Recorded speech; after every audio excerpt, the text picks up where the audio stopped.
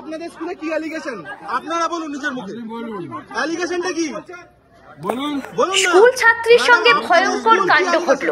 নিরাপত্তা রক্ষী অভিযুক্তকে গ্রেপ্তার করলো উত্তরপাড়া থানার পুলিশ। প্রসঙ্গত স্কুলে যেতে ভয় পাচ্ছিল 2.5 বছরের শিশুটি।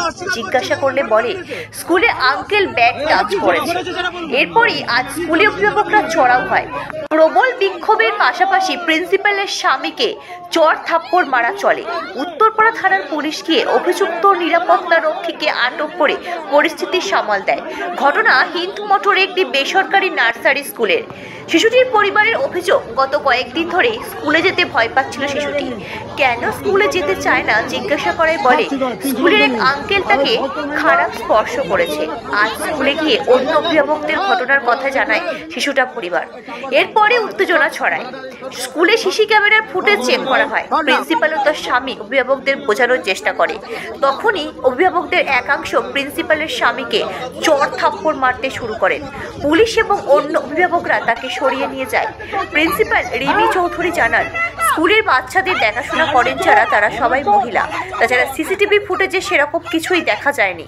তারা পুলিশকেও দেখিয়েছেন, কিন্তু যেহেতু অভিযোগ উঠেছে তাই নিরাপত্তা রক্ষীকে পুলিশের হাতে তুলে দিয়েছেন।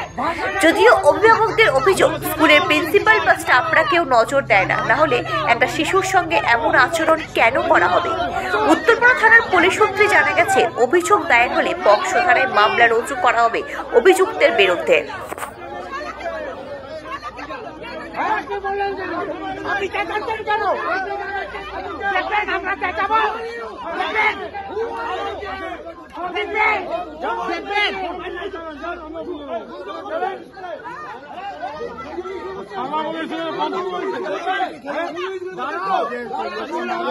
শিশুকে যৌন হেনস্থার অভিযোগ উত্তরপাড়ায় একটি বেসরকারি স্কুলের বিরুদ্ধে, কি বলবেন? হ্যাঁ, এটা তো আমরা এটা নিয়ে বড়বাবুর সাথে আইসি থানায় দেখাও করেছি। এই ঘটনাটাকে নিয়ে আমরা আমাদের বেশ কয়েকজন তৃণমূল সব লোকজন, আমরা তৃণমূল কংগ্রেস কর্মী সব গিয়েছিলাম, থানায় দেখা করেছিলাম। তার আগেই আমাদের বড়বাবু যিনি আইসি আছেন অমিতাভ সান্যাল, উনি ফরওয়ার্ড করে দিয়েছে এবং যা যা শাস্তি দেওয়ার যেসব সেকশন সেটা সবটাই উনি করে দিয়েছেন। আমরাও একটু খোঁজ খবর নেওয়ার জন্যই থানায় গেলাম। অবশ্যই এটা আমরা কোনোদিনই কামনা করি না, কিন্তু ঘটনাটা খুবই জঘন্যতম ঘটনা, ঠিক আছে?